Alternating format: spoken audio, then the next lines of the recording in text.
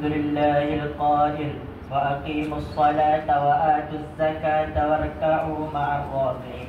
أشهد أن لا إله إلا الله وحده لا شريك له وأشهد أن سيدنا محمدا عبده ورسوله. اللهم صل وسلم على حبيبنا وشفيعنا محمد أشرف الأنبياء والمرسلين وعلى آله وصحبه أجمعين والتابعين لهم بإحسان إلى يوم الدين. أما بعد، أيها المسلمون، أوصيكم وإياي بتقوى الله. قال الله تعالى: يا أيها الذين آمنوا اتقوا الله حق تقاته ولا تموتن إلا وأنتم مسلمون. Muslimin yang dirahmati Allah Subhanahu wa taala sekalian. Khatib berpesan kepada diri sendiri dan sidang Jumaat sekalian agar sentiasa berusaha meningkatkan ketakwaan kepada Allah Subhanahu wa taala dengan sebenar-benar takwa. Marilah kita hayati makna takwa yang hakiki, yaitu melaksanakan segala perintahnya dan menjauhi setiap larangannya. Sesungguhnya berjayalah orang-orang yang bertakwa dengan mendapat kebahagiaan di dunia dan akhirat. Tajuk khutbah Jumaat pada kali ini ialah solat penyempurnaan agama Islam. Hadirin Jumaat yang dirahmati Allah Subhanahu wa taala. Solat merupakan satu ibadah khusus yang diperintahkan oleh Allah Subhanahu wa taala kepada seluruh umat Islam sebagai bukti kehambaan dan kepatuhan kepadanya. Solat menurut bahasa adalah doa. Manakala solat dari sudut syarak adalah suatu ibadah yang mengandungi bacaan serta perbuatan yang tertentu, dimulakan dengan mengangkat takbir dan diakhiri dengan salam. Antara dalil pensyariatan solat berdasarkan Al-Quran adalah seperti firman Allah Subhanahu wa taala dalam surah Al-Baqarah ayat 43. Wa aqimus salata wa atuz zakata warka'u ma'ar raki'in. Maksudnya, dan dirikanlah kamu akan sembahyang dan keluarkanlah zakat dan rukuklah kamu semua berjemaah bersama-sama orang-orang yang rukuk. Dalil kalamullah yang dibacakan tadi merupakan suatu perintah kewajipan solat ke atas semua manusia, termasuk orang beriman dan kanak-kanak yang mumayyiz, yakni yang dapat membezakan perkara baik dan buruk, baligh dan berakal. Muslimin yang dikasihi Allah Subhanahu wa taala. Daripada Muaz bin Jabal radhiyallahu an bahwa Rasulullah sallallahu alaihi wasallam bersabda, "Ra'sul amri Islam wa amuduhus shalah." Maksudnya, tunjang segala urusan adalah agama Islam dan tiangnya adalah solat. Hadis riwayat At-Tirmidzi. Hadis ini secara jelas merujuk kepada solat sebagai tiang agama Islam yang sangat penting untuk mencapai kesempurnaan dalam beragama. Ini menunjukkan kepentingan solat dalam Islam dan diibaratkan sebagai tiang yang menopang sebuah binaan. Menurut As-Suyuti dalam syarahannya terhadap Sunan At-Tirmidzi, seseorang hamba Allah Subhanahu wa taala apabila dia tidak memperakui pensyariatan solat, maka baginya dikira sebagai tidak beragama. Manakala bagi sesiapa yang memperakui pensyariatannya, maka dia telah berpegang pada ajaran agama Islam. Hadirin Jumaat yang dikasihi sekalian. Solat fardu 5 waktu ditetapkan oleh Allah Subhanahu wa taala dengan penuh hikmah dan keseimbangan dalam kehidupan manusia. Allah Subhanahu wa taala berfirman dalam surah An-Nisa ayat 103, "Innas salata kanat 'alal mu'minina kitaban mawquta." Maksudnya, sesungguhnya sembahyang itu adalah satu ketetapan yang diwajibkan atas orang-orang yang beriman yang tertentu waktunya. Terdapat beberapa waktu yang telah difardukan kepada umat Islam. Antaranya ialah solat subuh. Waktunya bermula daripada terbit fajar shadiq hingga terbit matahari. Subuh mendidik jiwa agar memulakan hari dengan kesedaran kepada Allah Subhanahu wa taala, menjauhkan sifat malas dan lalai. Menurut Ibnu Qayyim dalam Zadul Ma'ad, solat subuh menyucikan hati dan melindungi daripada godaan syaitan di awal pagi. Solat zuhur waktunya bermula apabila matahari tergelincir hingga bayang sesuatu lebih panjang daripada asalnya. Solat zuhur memberi ketenangan di tengah kesibukan urusan dunia. Ramai manusia diuji dengan kelalaian serta meninggalkan solat zuhur semata-mata ingin mendahului urusan pribadi. Waktu ini mengingatkan manusia bahawa dunia hanyalah persinggahan dan ketenangan sebenar hanyalah nilai diri kita menghambakan diri untuk sujud dan patuh dengan perintah Allah Subhanahu wa taala. Solat asar, waktunya bermula apabila bayang matahari melebihi panjang sesuatu hingga terbenam matahari. Waktu asar adalah waktu manusia sibuk dengan pekerjaan. Menjaga solat asar menunjukkan keikhlasan dan keteguhan iman. Sabda Rasulullah SAW, "Man fatathu salatul asr, habita amaluhu." Maksudnya, sesiapa yang meninggalkan solat asar, maka sia-sialah amalnya. Hadis riwayat Al-Bukhari. Solat maghrib, waktunya bermula selepas terbenam matahari hingga hilang warna kemerah-merahan. Ia mengingatkan manusia untuk kembali kepada Allah Subhanahu wa taala setelah seharian mencari rezeki. Malang sekali ramai manusia pada waktu maghrib ini menjadikannya sebagai budaya dengan berkumpul di persisiran pantai sambil menunggu terbenamnya matahari. Mereka sibuk melakukan perkara yang tidak berfaedah sehingga meninggalkan solat. Perlu ditegaskan bahawa di antara 5 waktu solat yang diperlukan, waktu maghrib merupakan waktu yang begitu singkat, maka rebutlah peluang dengan mengerjakannya pada awal waktu. Rasulullah SAW berpesan, apabila kegelapan malam menjelma atau apabila sudah lewat petang, maka tahanlah anak-anak kamu, kerana pada waktu itu syaitan berkeliaran. Apabila telah berlalu beberapa ketika daripada malam, biarkanlah mereka dan tutuplah pintu serta sebutlah nama Allah, kerana syaitan tidak akan membuka pintu. Hadis riwayat Al-Bukhari dan Muslim.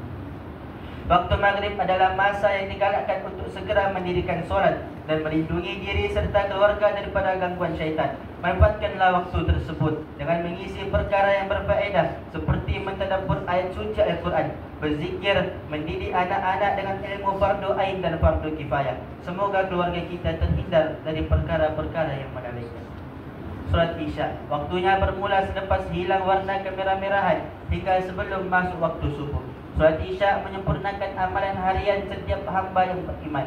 Orang yang tidur dalam keadaan berwuduk selepas Isya didoakan oleh para malaikat sepanjang malam. Menurut Imam Ibnu Katsir, solat Isya melatih kesabaran dan kekuatan jiwa kerana ia dilakukan pada waktu rehat dan keletihan. Hadirin Jumaat yang dirahmati Allah Subhanahu wa taala. Solat bukan sekadar kewajipan tetapi sumber kekuatan, ketenangan, simbol ketaatan dan pengabdian diri kepada Allah Subhanahu wa taala. Yang paling utama, solat adalah kesempurnaan beragama seseorang muslim. Menyimpul khutbah pada minggu ini, marilah sama-sama kita hayati intisari khutbah yang telah disampaikan. Pertama, solat adalah tiang agama dan asas iman. Tanpa solat, runtuhlah agama seseorang. 5 waktu solat fardu ditetapkan dengan hikmah. Setiap waktu mendidik jiwa dan menundukkan nafsu. Kedua, ibu bapa wajib mendidik anak-anak tentang solat sejak kecil. Dia adalah amanah yang akan ditanya di akhirat kelak. Ketiga, seorang muslim wajib menjaga solat meskipun dalam kesibukan bekerja. Allah Subhanahu wa taala telah menyebut di dalam Al-Quran tentang kedudukan penghuni neraka yang tidak mengerjakan solat. Soalnya, apakah kita masih lalai dan terbuai dengan kenikmatan dunia sehingga akan kita culas serta cuai dalam tunduk patuh terhadap perintah Allah Subhanahu wa taala tanpa mengerjakan solat? Adakah kita layak ditempatkan dan diberi jaminan syurga Allah Subhanahu wa taala? Maka renungkanlah pesan baginda Nabi sallallahu alaihi wasallam. Inna awwala ma yuhasabu bihi al-'abdu yawmal qiyamati min 'amalihi salatu. Fa in salahat faqad aflaha wa anjah, wa in fasadat faqad khaba wa khasira. Maksudnya, perkara pertama yang akan dihisab pada diri seseorang pada hari akhirat daripada sekalian amalnya ialah solatnya. Jika solatnya benar dan sempurna, maka dia akan berjaya dan menang. Dan jika solatnya kurang iaitu tidak benar, maka dia akan rugi dan menyesal. Hadis riwayat At-Tirmizi, Ahmad, Abu Dawud dan Ibnu Majah. Barakallahu li wa lakum bil Qur'anil azim wa nafa'ani wa iyyakum bima fihi minal ayati wadh-dhikril hakim. Fataqabbal minni wa minkum tilawata innahu huwas samiul alim. Aqulu qawli hadza wa astaghfirullahal azim li wa lakum wa lisairil muslimina wal muslimat wal mu'minina wal mu'minat al ahya'i minhum wal amwat fastaghfiruh innahu huwal ghafurur rahim.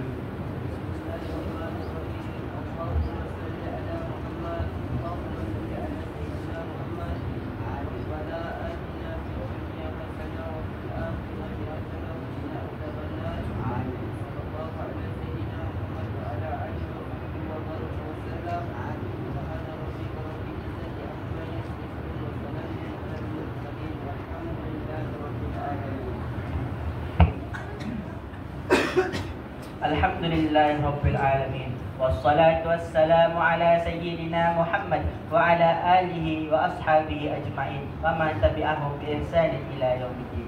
Ashhadu an la ilaha illallah wahdahu la syarika lah wa ashhadu anna sayyidana Muhammadan abduhu wa rasuluh. Amma ba'd. Fa ya ibadallah ittaqullaha haqqa tuqatih wa'lamu anna Allah amarakum bi amrin 'azim, amarakum bis salati wat taslim ala nabiyyihil karim. Fa qala Allah ta'ala inna Allah wa malaikatahu yusalluna 'alan nabi ya ayyuhalladzina amanu sallu 'alaihi wa sallimu taslima. Allahumma salli 'ala sayyidina Muhammad wa 'ala ali sayyidina Muhammad kama sallaita 'ala sayyidina Ibrahim wa 'ala ali sayyidina Ibrahim wa barik 'ala sayyidina Muhammad wa 'ala ali sayyidina Muhammad kama barakta 'ala sayyidina Ibrahim wa 'ala ali sayyidina Ibrahim fil alamin innaka Hamidum Majid. Amin amin ya rabbal alamin.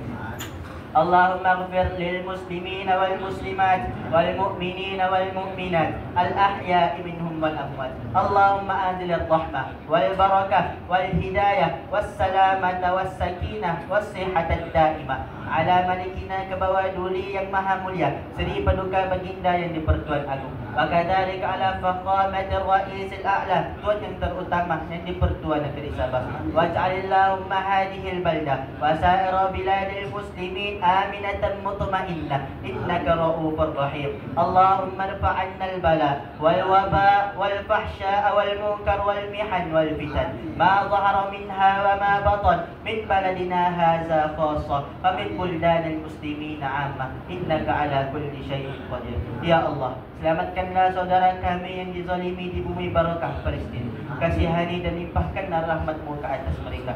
Ya Allah, naungilah kehidupan negeri dan juga negara kami. Hiasilah diri kami dengan sifat terpuji dan jauhi kami dari sifat yang terkeji. Jadikanlah kami dan keturunan kami orang-orang yang istiqamah mendirikan solat secara berjemaah, menunaikan zakat, berpuasa dalam bulan Ramadan, mengerjakan haji, wakafkan harta dan berinfak pada jalan yang Engkau ridai. Sesungguhnya hanya kepadamu jua ya Allah tempat kami mengadu dan memohon pertolongan. Rabbana atina fid dunya hasanah wa fil akhirati hasanah wa qina adzabannar. Ibadallah, innallaha ya'muru bil adli wal ihsan wa ita'i dzil qurba wa yanha 'anil fahsya'i wal munkari wal baghi ya'izukum la'allakum tadhakkarun. Fadhkurullahal 'azima yazkurkum washkuruhu 'ala ni'amihi yazidkum was'aluhu min fadlihi yu'tikum wa la dzikrullahi akbar wallahu ya'lamu ma tasna'un.